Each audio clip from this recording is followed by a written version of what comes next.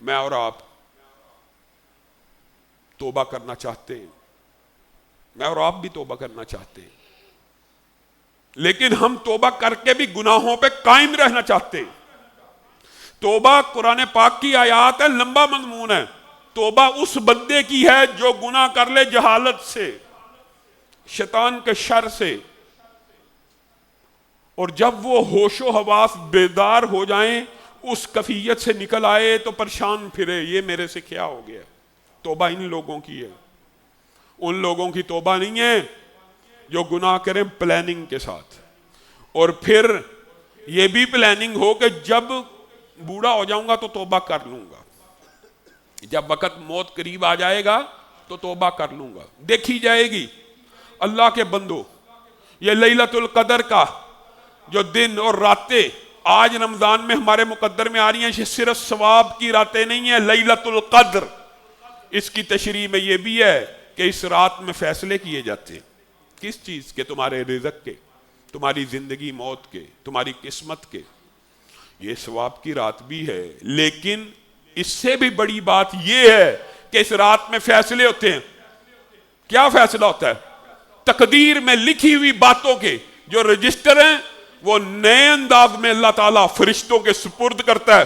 اس بندے کو اس سال اتنے بجے موت دے دینی ہے، موت لکھی جا رہی ہے۔ تجھے اور مجھے کیا پتا تیری اور میری موت کس دن لکھی ہوئی ہے؟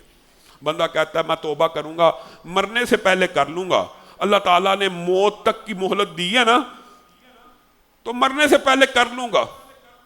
اللہ معاف فرمائے۔ جب توبہ کی سمجھ آ جائے اور اللہ کی رحمت کی سمجھ آ جائے، اسی وقت توبہ کرنا بندے کے اوپر لازم ہے، اسی لمحے میں۔ پھر اس کے اندر تخیر نہیں ہونی چاہیے، جی توبہ کر لوں گا میرے ذہن میں۔ پھر وہ واقعات آتے ہیں، پوری کتاب ہے، برے لوگوں کا انجام ایک کتاب ہے، اس میں علماء نے اپنے مشاہدات، محدثین نے اپنے مشاہدات لکھے۔ ان میں سے ایک مشاہدہ یہ ہے، حالیہ ایک عرب کے عالم ہیں، ان کا ایک دوست تھا جو شراب پیا کرتا تھا، اس کو سمجھاتے کہنا شروع ہو گیا، علامہ صاحب، مولوی صاحب، کر لیں گے توبہ، اللہ غفور الرحیم ہے، اللہ بڑا رحم کرنے والا، اللہ بڑا رحم کرنے والا۔ ایسی امیدیں اللہ رب العزت کے ساتھ باندھنا، یہ اپنے آپ کو دھوکہ دینے کے برابر ہے۔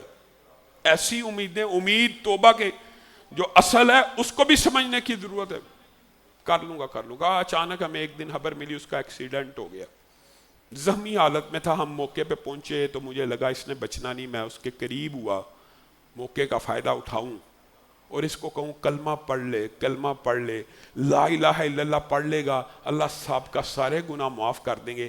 کہا میں اس کو تلقین کرتا رہا کہ کلمہ پڑھ، ادا کر، کوشش کر۔ کہ تب ہمت جتانے کے بعد آخری جملہ جو منہ سے بولا، کہنے لگا پیاس بڑی ہے، شراب کی ایک بوتل ہی لا دے۔ کب کرے گا توبہ؟